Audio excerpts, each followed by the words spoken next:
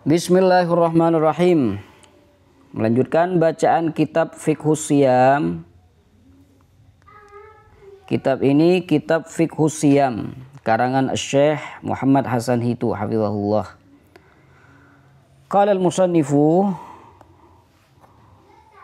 radhiyallahu anhu arda makruhatus shiyam. Hal-hal yang dimakruhkan ketika puasa. Jadi perkara makruh ini tidak membatalkan puasa ya. Hanya makruh gitu. Tapi ada sebagian yang ada perinciannya nanti. Seperti masalah ciuman. Itu ada perinciannya nanti. Oke, kita urut dari yang pertama. Awalan al-hijamah. Di antara sesuatu yang dimakruhkan ketika puasa adalah yang pertama ini al-hijamah. Al-hijamah ini artinya berbekam, mengeluarkan darah. Nah, ini dimakruhkan ketika puasa. Wa qad ikhtalafa al-ulama'u fi jawaziha wa tahrimiha. Para ulama berselisih, berbeda pendapat mengenai kebolehan dan keharaman berbekam saat puasa.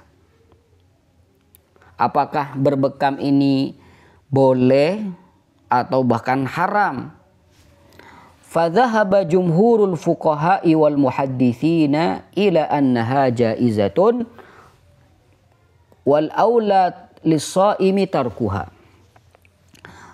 Mayoritas ulama ahli fikih dan ahli hadis berpendapat bahwa berbekam itu diperbolehkan. Namun lebih utama bagi orang yang berpuasa untuk meninggalkannya. Jadi al-afdal wal ahsan bagi orang yang puasa itu jangan berbekam dulu. Kalau memang ingin berbekam, bekam di waktu malam, jangan di waktu siang gitu. Hal ini kama nassa alaihi al-Imam Syafi'i fi kitabihil Iz qala ba'da an dzakara adillata jawaziha walau taraka kana habba ilayya. Kata Imam Syafi'i sebagaimana yang ditegaskan oleh Imam Syafi'i dalam kitabnya Kitab setelah beliau menyebutkan dalil-dalil tentang kebolehan berbekam saat puasa, lalu Imam Syafi'i berkomentar demikian, lau taraka laka kana habba ilayya. Seandainya itu ditinggalkan, itu lebih aku sukai. Jadi kalau tidak berbekam itu lebih afdal kata Imam Syafi'i. Jadi alhasil berbekam itu bukan hal yang terlarang saat puasa ya. Cuma afdalnya jangan gitu. Wa yastawi fi adamil fitri biha al-hajimu wal mahjum. Jadi berbekam itu tidak membatalkan puasa. Dan hal ini bahwasanya berbekam tidak membatalkan puasa, hukumnya itu sama bagi orang yang membekam al-hajim dan orang yang dibekam al-mahjum, sama. Jadi orang yang membekam itu puasanya tidak batal, yang dibekam juga tidak batal puasanya. Wa bihadza qala Ibnu Mas'ud wa Ibnu Umar wa Ibnu Abbas wa Anas bin Malik wa Abu Sa'id al-Khudri wa Ummu Salamah wa Sa'id bin Musayyab wa Urwa bin Zubair wa Sya'bi wa Nakhai wa Malik wa Thawri wa Abu Hanifah wa Daud al-Zahiri. Di mana pendapat ini bahwasanya berbekam itu tidak membatalkan puasa, baik itu yang membekam dan yang dibekam. Ini merupakan pendapat yang juga dikatakan oleh sahabat Abdullah bin Mas'ud, sahabat Abdullah bin Umar, sahabat Abdullah bin Abbas, Anas bin Malik, Abu Sa'id al-Khudri, Ummu Salamah, Sa'id bin Musayyab. Ini salah satu tabi'in. Wa Urwa bin Zubair, wa Sya'bi, wa Nakhai, wa Malik, wa Thawri, Abu Hanifah, wa Daud al-Zahiri. Bahkan dari kelompok Zahiriyah juga mengatakan hal demikian. Tsumma qal, berarti ini bisa dikatakan satu pendapat ya, karena nanti ada sebagian ulama yang mengatakan bahwasanya berbekam itu dapat membatalkan puasa. Ini nanti ada pendapat. Oke, jadi untuk pendapat yang tadi dibahas itu pendapat mayoritas ulama yang mengatakan bahwasanya berbekam itu tidak membatalkan puasa. Qala al-Imam Abul Hasan al-Mawardi wa bihi qala aktsaru sahabati wal fuqaha. Sebagaimana yang dikatakan oleh Imam Abu Hasan Al-Mawardi di sini, bahwasanya pendapat yang tadi ini banyak sekali dikatakan oleh mayoritas sahabat dan mayoritas ulama ahli fikih. Atau bisa dikatakan ini pendapat yang pertama ya. Ini pendapat yang pertama. Pendapat yang kedua. Nah, ini pendapat yang kedua. Wa dhahaba jama'atun minal ulama'i ila anna al-hijamata tuftir. Nah, ini yang saya katakan tadi. Sekelompok ulama berpendapat bahwa berbekam itu membatalkan puasa. Maka benar apa yang dikatakan oleh Imam Syafi'i tadi, alangkah baiknya orang yang puasa itu jangan berbekam terlebih dahulu. Kalau memang harus berbekam, jangan dilakukan di siang hari bulan Ramadan. Lakukan di malam harinya. Gitu. Karena apa? Karena ada sebagian ulama, bahkan sekelompok ulama ini, bukan hanya satu orang, yang mengatakan bahwasanya berbekam itu dapat membatalkan puasa. Wa bihadza qala. Siapa saja yang mengatakan bahwasanya berbekam itu dapat membatalkan puasa? Wa bihi qala Ali bin Abi Thalib wa Abu Hurairah wa Sayyidah Aisyah wal Hasan al-Basri wa Ibnu Sirin wal Atha wal Auza'i wa Ahmad bin Hanbal wa Ishaq wa Ibnu al-Munzir wa Ibnu Khuzaimah. Pendapat ini bukan hanya pendapat satu orang saja. Sampai pembesar sahabat juga mengatakan berbekam itu membatalkan puasa. Seperti yang dinukil dari Sayyidina Ali bin Abi Thalib. Sayyidina Abu Hurairah. Nama Abu Hurairah ini Abdurrahman ibn Sakhr. Terjadi perbedaan ulama dalam nama Abu Hurairah. Ada 33 pendapat ulama, tapi paling muktamad adalah Abdurrahman bin Sakhr. Istri Rasulullah SAW, Sayyidah Aisyah, Hasan al-Basri, pembesar tabi'in, Ibnu Sirin, Atha, Auza'i, Ahmad bin Hanbal, ini sahibul madhab, Ishaq bin Rahuyah, Ibn Munzir, Ibn Khuzaimah. Mereka mengatakan bahwasanya berbekam itu membatalkan puasa. Ini pendapat yang kedua. Pendapat yang ketiga. Qala al-Imam Abu Sulaiman Al-Khattabi, qala Ahmad wa Ishaq yuftirul hajim wal mahjum wa alaihim al-qada'u dunal kafarah. Berarti di sini nanti sama ya, sama berarti pendapat yang kedua ini. Qala Ahmad wa Ishaq yuftirul hajim wal mahjum. Oh, ini pendapat yang ketiga. Pendapat yang ketiga, karena pendapat yang kedua ini khusus orang yang dibekam. Kalau di pendapat yang ketiga, ini orang yang membekam dan yang dibekam sama-sama batal puasanya. Ya.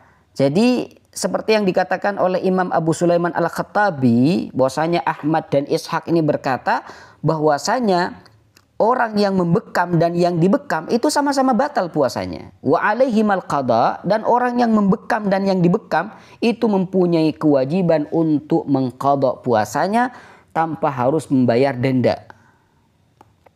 Subhanallah. Wahtajja man al-hijamah. Nah, sekarang ini beliau akan memaparkan dalil dari orang-orang yang melarang berbekam saat puasa. Wahtajja man al-hijamata wa dhahaba ila annaha tuftiru bima rawahu Abu Dawud wa Nasa'i wa Ibnu Majah bi asanida sahihatin an Thauban qala sami'tu Rasulullah sallallahu alaihi wasallam yaqul aftaral hajimu wal mahjum. Wahtajja man al-hijamah, orang-orang yang melarang berbekam dan berpendapat bahwa itu membatalkan puasa, mereka semua berdalil dengan hadis berikut, yaitu dengan hadis yang diriwayatkan oleh Abu Dawud wa Nasa'i wa Ibnu Majah bi asanid sahihah dari Thauban. Qala sami'tu Rasulullah sallallahu alaihi wasallam aftaral hajim wal mahjum. Bahasanya beliau berkata, aku mendengar Rasulullah sallallahu alaihi wasallam bersabda, orang yang membekam dan yang dibekam itu puasanya batal. Wa bima rawa Abu Dawud wa Nasa'i wa Ibnu Majah bi asanida sahihatin an Shaddad ibn Aus qala, dan juga mereka berdalil dengan hadis yang diriwayatkan oleh Abu Daud wa Nasa'i dan juga Imam Ibnu Majah dengan sanad yang sahih dari Shaddad ibn Aus qala ata Rasulullah sallallahu alaihi wasallam ala rajulin bil Baqi' wa huwa yahtajim. Ia berkata, Rasulullah sallallahu alaihi wasallam melewati seorang laki-laki dibake yang sedang berbekam. Wa huwa akhidun biyadi li 18 khalat min Ramadan. Saat itu beliau sedang menggandeng tanganku pada hari ke-18 bulan Ramadan ini, ya. Lalu apa kata Nabi sallallahu alaihi wasallam? Faqala aftaral hajimu wal mahjum. Nabi sallallahu alaihi wasallam bersabda, orang yang membekam dan yang dibekam itu puasanya sama-sama batal. Rawahu, nah ini hadis yang tadi disebutkan itu menunjukkan bahwasanya berbekam itu tidak boleh. Karena kata Nabi tadi al-aftar al-hajib wal mahjum. Wa rawa Tirmidzi an Rafi' bin Khadij wal Hakim fil Mustadrak an Abi Musa. Juga Imam Tirmidzi meriwayatkan hadis dari Rafi' bin Khadij wal Hakim fil Mustadrak an Abi Musa. Wa rawa Malikun fil Muwatta' an Nafi' qala inna Ibn Umar ihtajama wa huwa sha'im. Nah, ini dalil yang berbeda. Riwayat Imam Malik dalam kitab Muwatta' dari Nafi'. Oh, Nafi' ini tabi'in ya. Nafi' an Ibnu Umar. Bahwasanya Ibnu Umar ini gurunya Nafi'. Ihtajama wa huwa sha'im. Abdullah Ibnu Umar ini sahabat Rasulullah sallallahu alaihi wasallam pernah berbekam saat beliau berpuasa. Tsumma tarakahu. Kemudian beliau meninggalkannya. Artinya tidak berbekam lagi. Fakana idza shama lam yahtajim hatta yuftir. Maka setelah itu setiap kali berpuasa Abdullah bin Umar itu tidak pernah berbekam hingga berbuka. Nah, jadi hadis yang 3 hadis yang kita sebutkan ini menunjukkan bahwasanya berbekam itu tidak boleh saat puasa. Nah, bagaimana tanggapan dari mayoritas ulama dengan atau menanggapi hadis-hadis yang melarang berbekam saat puasa? Nah, kata beliau di sini, wa sanadhkuru raddal jumhuri 'ala al-istidlal bi hadhil hadits ba'da an nadhkura adillatahum. Dan nanti kami akan menyebutkan bantahan mayoritas ulama terhadap penggunaan hadis-hadis ini sebagai dalil setelah kami menyebutkan dalil-dalil mereka insyaallah. Ya, jadi hadis-hadis yang tadi melarang hijamah, melarang berbekam itu akan ditanggapi oleh jumhur. Nah, tapi sebelum menanggapi dalil mereka, di sini beliau akan memaparkan dalil dari mayoritas ulama yang menunjukkan bahwasanya berbekam itu bukan hal yang terlarang. Apa saja dalil-dalil yang digunakan oleh mereka? Faqad istadalla al-jumhurul qailina bi anna al-hijamata la tuftir istadallu bima rawahu al-Bukhari fi sahihihi an Ibnu Abbas. Mayoritas ulama yang berpendapat bahwa berbekam itu tidak membatalkan puasa, mereka berdalil dengan hadis berikut. Istadallu bima rawahul Bukhari fi sahihihi an Ibnu Abbas. Mereka berdalil dengan hadis yang diriwayatkan oleh Imam Bukhari dalam sahihnya dari sahabat Abdullah bin Abbas. Anna Nabiy sallallahu alaihi wasallam ihtajama wa huwa muhrim wa ihtajama wa huwa sha'im. Subhanallah. Bahwa Nabi SAW itu pernah berbekam dalam keadaan berihram dan berbekam dalam keadaan berpuasa. Oh, ini Nabi pernah berbekam saat puasa. Menunjukkan bahwasanya berbekam itu bukan hal yang terlarang saat puasa. Ini hadis yang pertama. Wa bima rawahul Bukhari aidan an Thabit al-Bunani. Qal. Juga beliau berdalil dengan hadis yang diriwayatkan oleh Imam Bukhari dari Thabit al-Bunani. Ia berkata, qala su'ila Anas, akuntum takrahuna al-hijamata lis-sha'im? Akuntum takrahuna al-hijamata lis-sha'im? Qala la. Qala la. Illa min ajli ad-dha'fi. Kata Sabit al-Bunani, ia berkata, su'ila Anas. Anas bin Malik ditanya, apakah antum, Anas ini, apakah antum membenci berbekam, tidak suka berbekam, memakruhkan berbekam, melarang berbekam bagi orang yang puasa? Lalu apa jawaban dari Anas? Anas menjawab, tidak. Qala la, illa min ajlid dha'f, kecuali karena khawatir kalian itu lemas ketika kalian berbekam. Akhirnya tidak suka Anas ini berbekam. Karena berbekam itu akan melemahkan badan, akan melemahkan tubuh. Wa rawa Abu Daud bi isnadin ala syartil Bukhari wa Muslim. An Abdurrahman ibn Abi Layla. Abu Daud juga meriwayatkan dengan sanad yang sesuai syarat Imam Bukhari dan Muslim. Dari Abdurrahman ibn Abi Layla, ia berkata, Haddatsani rajulun min ashabin Nabi sallallahu alaihi wasallam. Seorang sahabat Nabi menceritakan kepadaku, anna Nabi sallallahu alaihi wasallam naha 'anil hijamah wal muwasalah. Bahwa Nabi sallallahu alaihi wasallam melarang berbekam dan puasa wisal. Puasa wisal maksudnya puasa tanpa berbuka di malam harinya. Jadi 2 hari langsung terus gitu.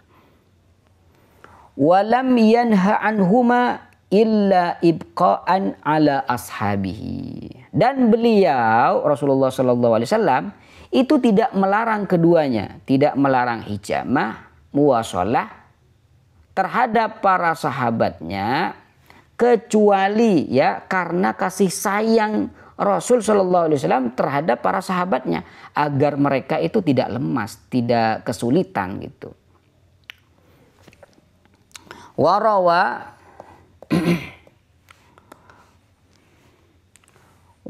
ad-Daruqutni an Abi Sa'id al-Khudri qal.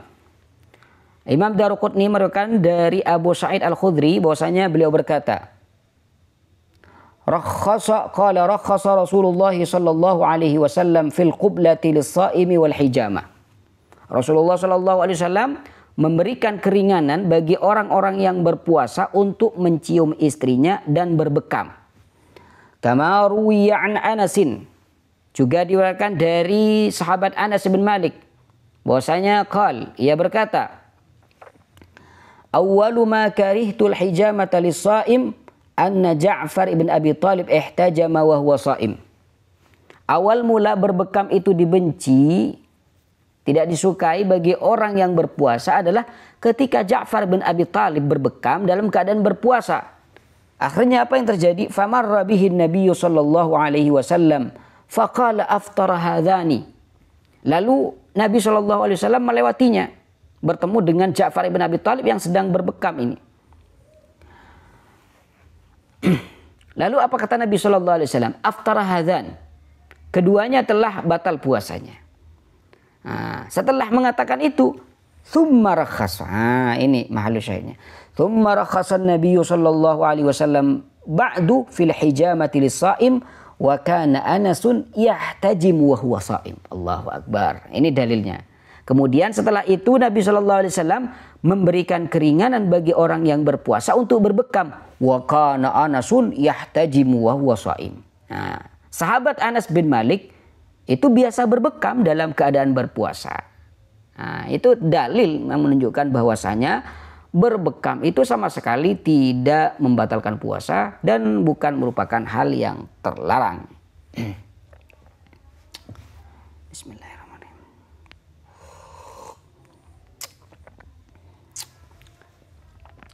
Qala wa an Anasin radhiyallahu anha anna Nabiy sallallahu alaihi wasallam ihtajama wa huwa shaim.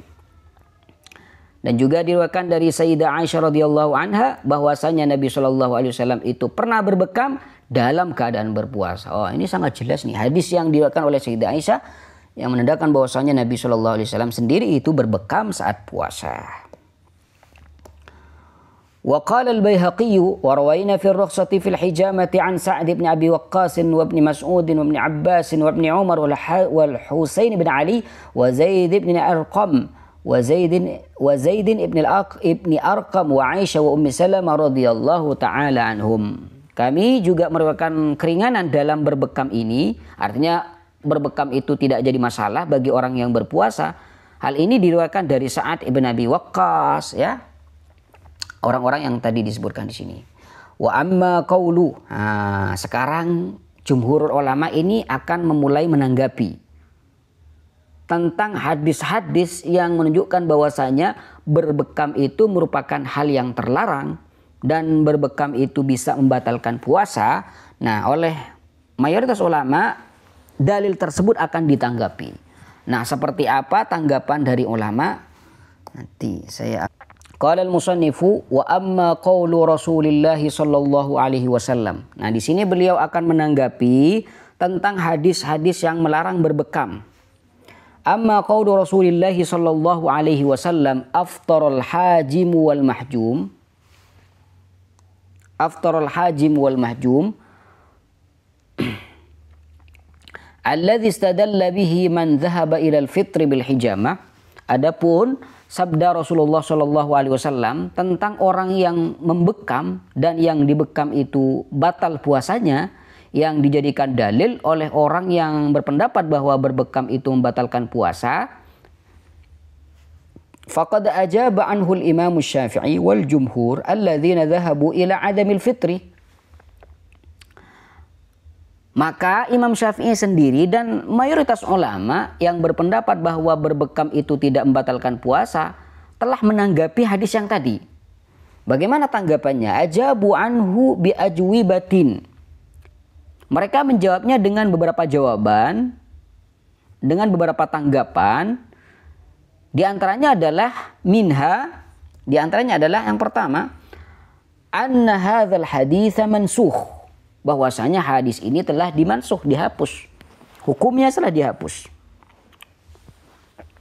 Yang asalnya membatalkan, berbekam itu membatalkan puasa, setelah dihapus ya berarti tidak membatalkan puasa. Gitu.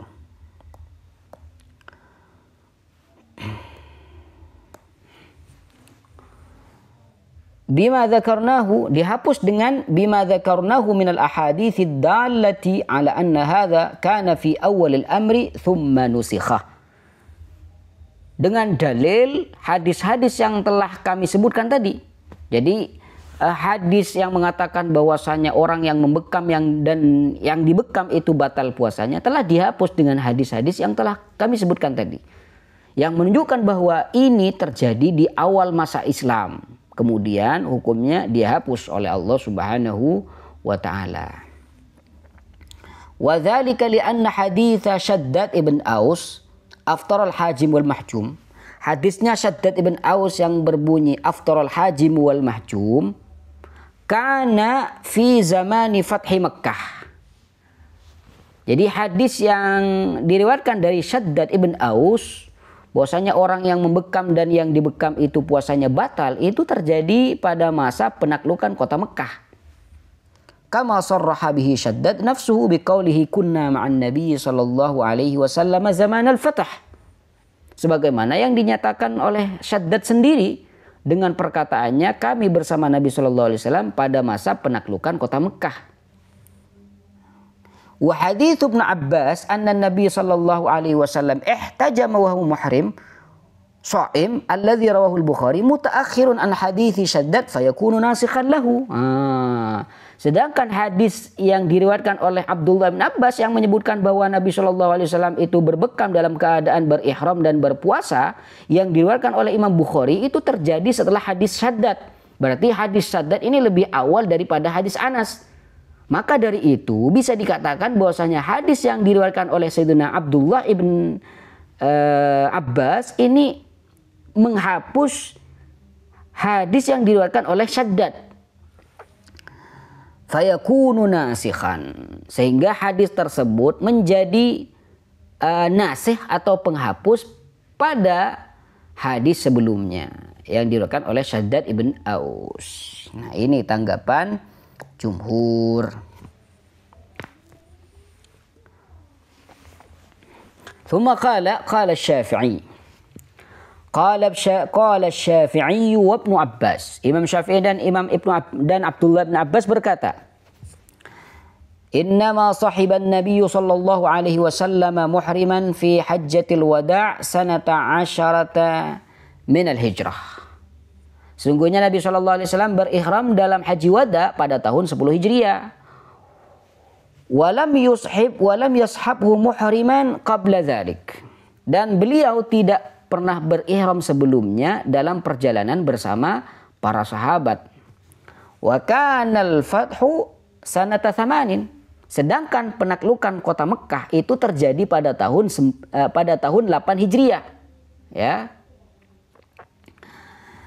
Fahadithu Ibnu Abbas ba'da hadithi Syaddad bisanataini wa ziyadah. Maka hadis Ibnu Abbas terjadi 2 tahun lebih setelah hadis Syaddad bin Aus. Berarti hadis Syaddad bin Aus ini lebih awal daripada hadis Abdullah bin Abbas. Qal fa hadits Ibnu Abbas nasikh. Oleh karena itu hadis Ibnu Abbas menjadi nasikh bagi hadis Syaddad bin Aus yang terjadi sebelumnya. Ini tanggapan yang pertama. Berarti ada tanggapan yang kedua. Ini di sini. Yang kedua, al-jawabus tsani, tanggapan yang kedua, allazi ajaba bihi Syafi'i wa ghairuhu. Jawaban kedua ini adalah jawaban yang dikemukakan oleh Imam Syafi'i dan lainnya adalah wa ghairuhu annal ajaba bihi Syafi'i wa ghairuhu annal murada bi aftarul hajim wal mahjum annahuma kana yaghtabani fi shaumihima. Bahwa maksud kalau memang hadisnya itu hadis yang belum dinasah, maka bisa ditanggapi dengan tanggapan yang kedua ini. Bagaimana tanggapan hadis aftarul shaim wal aftarul hajim wal mahjum? Bahwa maksud dari sabda Nabi SAW, orang yang membekam dan yang dibekam puasanya itu batal, yang dimaksud adalah karena keduanya sedang menggunjing saat berpuasa. Yaghtabani fi shaumihima. Dan hal itu diperjelas dengan kama rawahul Baihaqi fi ba'di turuqi hadits Tsauban. Sebagaimana yang diriwayatkan oleh Imam Baihaqi dalam sebagian jalur hadis dari Tsauban. Maksudnya mereka itu batal puasanya karena mereka itu saling menggunjing gitu. Jadi kata-kata aftar ini aftar secara lughawi ya. Jadi dia walaupun puasanya itu sah, cuma pahala puasanya itu hilang karena sebab gunjingan yang tadi. Ini tanggapan yang kedua. Qala Syafi'i wa ala hadha at-ta'wili yakunul muradu bi iftarihima annahu dhahaba ajruhuma. Imam Syafi'i berkata, menurut penafsiran ini yang mengatakan bahwasanya aftarul hajimul mahjum karena disebabkan mereka saling menggunjing, maksud dari batalnya puasa mereka adalah hilangnya pahala puasa mereka. Jadi bukan batalnya puasa secara istilah syariat, tapi yang dimaksud batal puasa batal pahalanya. Jadi dia walaupun puasanya sah, cuma dia tidak dapat pahala gitu. Kama qala ba'du sahabati liman takallama halal khutbah la jum'atah lak. Ya, sebagaimana perkataan sebagian sahabat kepada seorang yang berbicara saat khutbah Jumat, apa kata sebagian sahabat ini, kamu tidak mendapatkan Jumatan loh gitu. Berarti yang mengatakan itu tidak dapat Jumatan, ya pahalanya hilang gitu. Ai laisa laka ajruha wa illa fahiya sahihatun mujzi'atun anhu. Artinya ia tidak mendapatkan pahala Jumatan, tetapi sholat Jumatnya tetap dihukumi sah dan mencukupi kewajiban.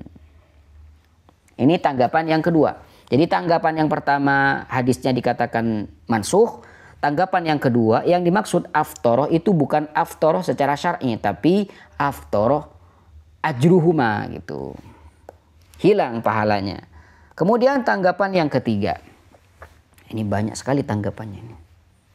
Wal jawabu tsalits alladzi ajaba bihi Syafi'i aidan. Jawaban ketiga yang juga dikemukakan oleh Imam Syafi'i adalah annal ahadits 'ala iftiradi ta'arudiha fa inna hadits Ibnu Abbas asah min ahadits Syaddad wa Tsauban. Jika kita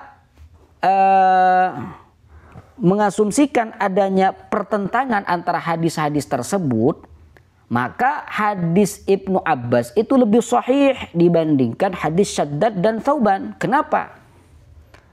Wa ziyadatan ala dzalik fa inna haditsa Ibnu Abbas muwafiqun lil qiyas. Selain itu, hadis Ibnu Abbas yang mengatakan bahwasanya orang Nabi Shallallahu Alaihi Wasallam itu berbekam saat puasa, ini sesuai dengan kaidah qiyas.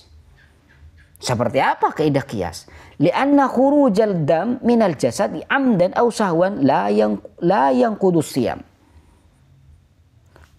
Misalkan ada orang puasa, lalu ada darah ngalir dari tubuhnya, kira-kira batal gak puasanya? Contoh, ada orang terluka saat puasa, karena dia terluka, akhirnya ada darah yang keluar, ada darah yang ngalir, kira-kira batal gak puasanya? Gak batal kan? Secara kias, secara logika kan gak batal. Maka ketika orang berbekam itu apa yang terjadi? Ada darah keluar dari badan, kan gitu, dari tubuh. Nah, berarti puasa ini tidak batal. Dengan menggunakan teori kias seperti ini, puasa tidak batal. Dan ini sangat sesuai dengan apa yang dikatakan oleh Imam Ibnu Abbas, Abdullah bin Abbas. Jadi riwayat Ibnu Abbas ini sangat sesuai dengan kaidah kias. Karena keluar darah itu dari tubuh itu tidak membatalkan puasa. Dan proses ketika orang itu berbekam, itu tujuannya untuk kan mengeluarkan darah. Fahadits Ibnu Abbas muwafiqun lil qiyas ma kaunihi ashah. Nah, maka hadis Abdullah bin Abbas sesuai dengan qiyas. Selain itu juga hadis Ibnu Abbas itu lebih sahih dibandingkan hadis Sauban atau hadis Syaddad bin Aus. Maka walidzalika fa innahu yuqaddamu ala ghairihi 'inda ta'arud. Oleh karena itu hadis ini lebih diutamakan dibandingkan hadis lainnya jika terjadi pertentangan.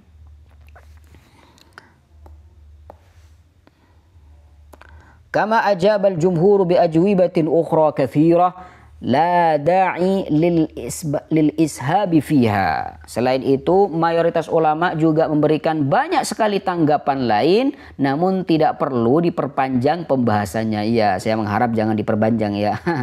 Karena ini sudah panjang nih pembahasannya. Wa khulasatul qaul anna alladhi dhahaba ilaihi al-jamahiru anna al-hijamata la tuaddi ila al-fitr. Jadi kesimpulannya mayoritas ulama itu berpendapat bahwa berbekam itu tidak membatalkan puasa. Wa annal ahadits ad-dallata 'ala al-fitri mansukhatun aw mu'aradatun bi ahadits aqwa minha wa asah. Dallatin 'ala 'adamil fitri. Dan bahwa hadis-hadis yang menunjukkan batalnya puasa karena berbekam itu telah dihapus atau bertentangan dengan hadis-hadis yang lebih kuat dan lebih sahih yang menunjukkan bahwa berbekam itu tidak membatalkan puasa. Nah, setelah ini kita akan masuk ke pembahasan yang kedua di antara makruhatus siyam, hal-hal yang dimakruhkan ketika puasa, yaitu al-qublah atau ciuman. Ya, mencium istri maksudnya ya.